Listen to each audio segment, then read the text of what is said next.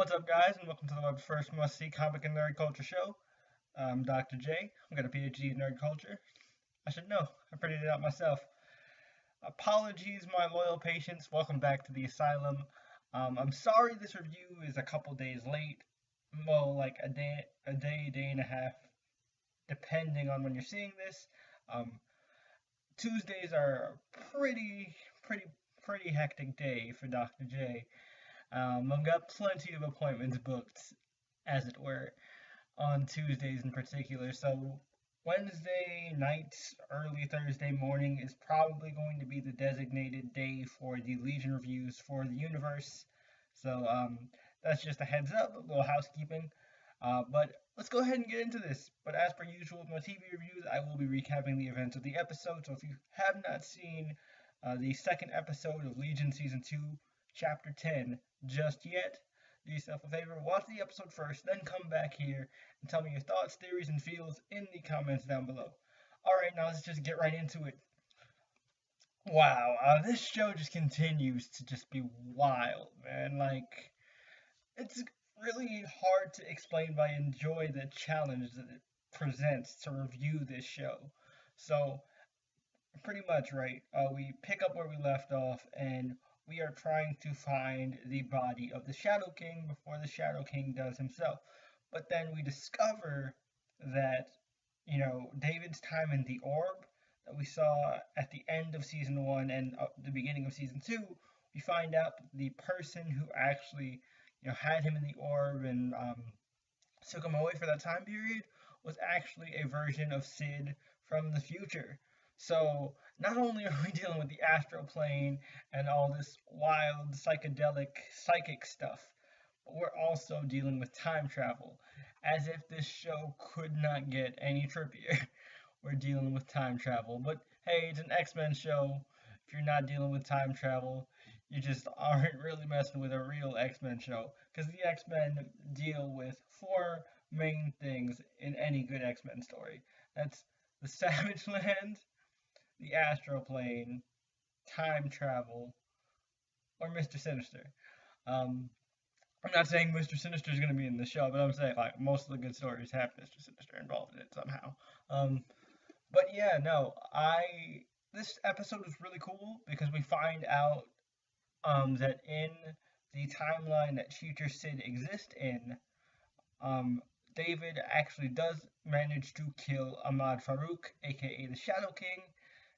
However, soon after that, a plague hits the world, and I guess in particular mutants, and it ends up wiping out a good chunk of them, and there are only a few of them left, a few of David's crew left, but they've only got so much time before, the plague takes them, and so that's why future Sid captured present day David and, sent him this message to help Farouk find his body, because they actually apparently need Farouk in order to stop whatever this plague is that's going on.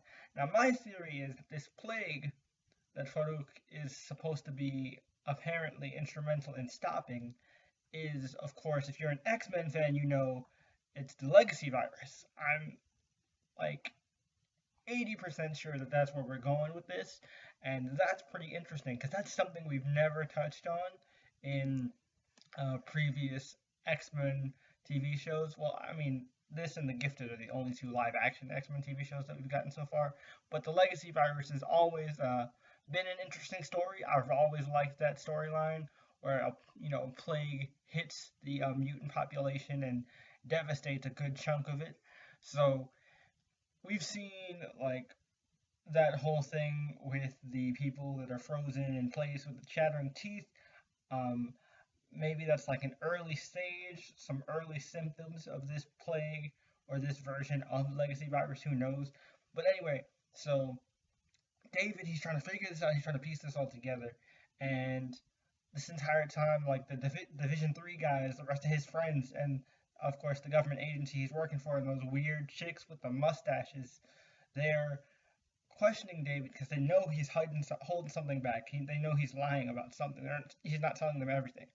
And he himself is, of course, kind of on edge because he's like, I don't know who to trust. Future Sid told me this, you know, but my friends in the present day, they're worried about me. They think I'm betraying them. I don't know what to do. I don't know if I should tell them or not because I promised Future Sid not to tell anyone. But then he eventually ends up contacting Farouk and explaining the situation. And Farouk is like, all right, I'll help you if you find my body. That way, I'll be indebted to you, and we'll have a reason to, have this agreement. And of course, David's one stipulation to helping Farouk find his body is that Farouk doesn't kill anyone anymore. No more violence, um, which we all know he's the Shadow King. He's going to go back on his word eventually, but it's going to be interesting to see Legion team up with the Shadow King, and we got like an interesting psychic battle between them in this episode where they wrestled for a bit, then they turned into different constructs. Like Shadow King turned into a samurai, David turned into a tank, Shadow King turned into a storm. It was pretty crazy.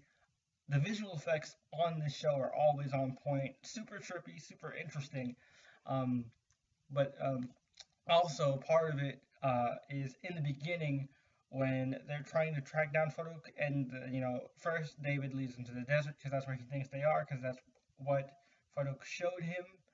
But then we go to then he realizes, oh crap, they're in Division 3. We got to go there, and you just see um, Shadow King and Lenny, Aubrey Plaza's character, just laying waste to Division 3 soldiers, and it is just crazy. They're just like turning people into pigs, into fishes, and just straight up vaporizing people. It is just nuts, man. And then they end up messing up Carrie. Like Carrie can't.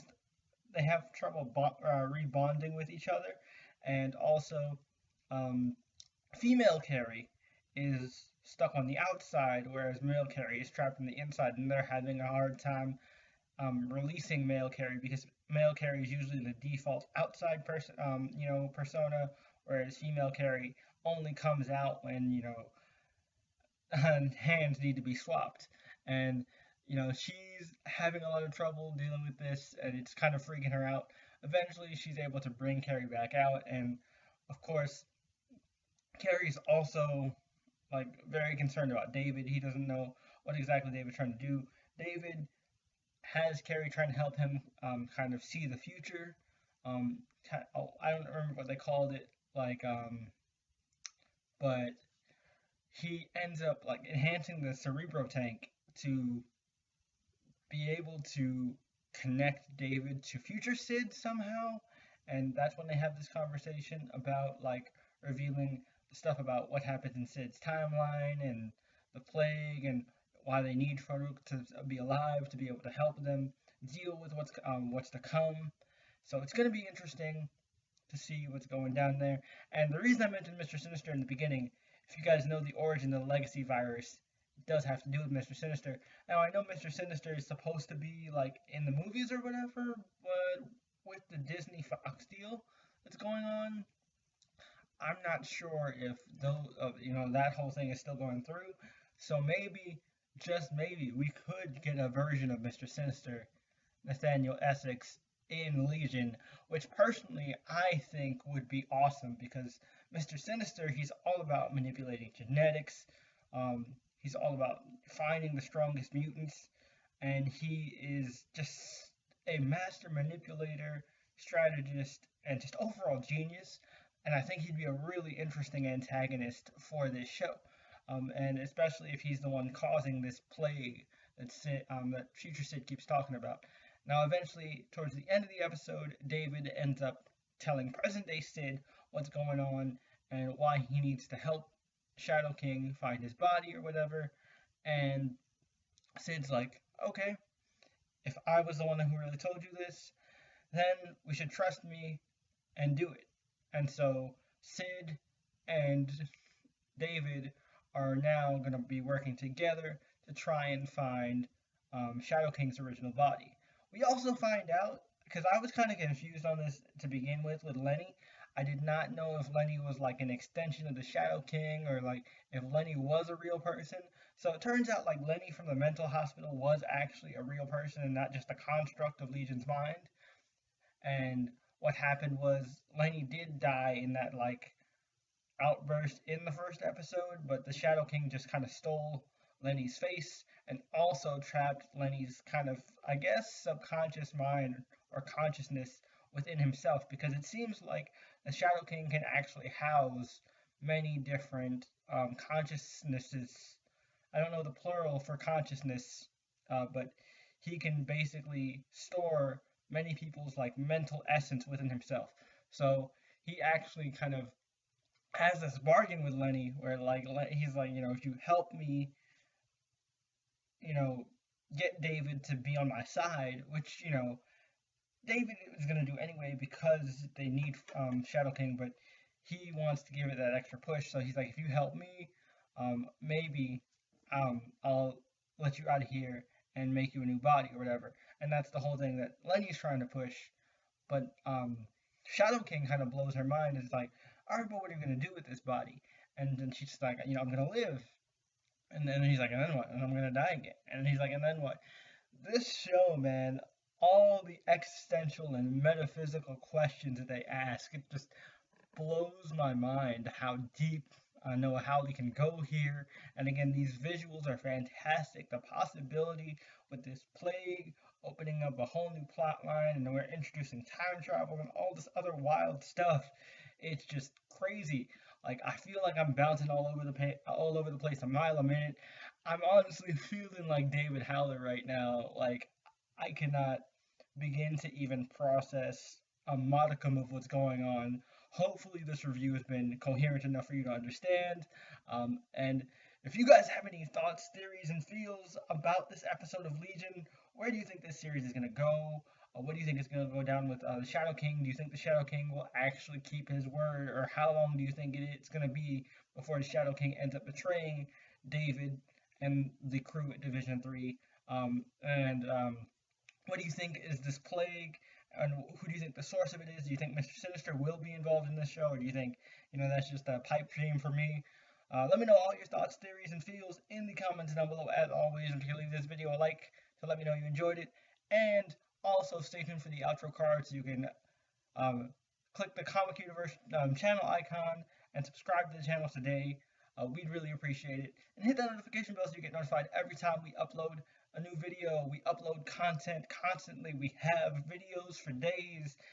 Everything from comics, news, reviews, general topics, fan fiction, video games, anything. You can find it here in the universe. The universe is infinite after all. And also, if you like what I do here, my reviews, my the think pieces, all the movie reviews, all that stuff, definitely check out my main channel, Mr. J's Reviews. If you haven't already, I will leave my own channel icon in the outro card as well, so you can check that out for yourself and subscribe to my channel as well. Because if you like what I do here in the universe, you'll definitely like what I do over on my main channel, and I'd really appreciate it if you hit that subscribe button over there as well. But until next time, unfortunately, my patience, our time is up, so I'll see you next week. And remember, a mind is a terrible thing to waste. Until next time, I'll catch you later. Peace.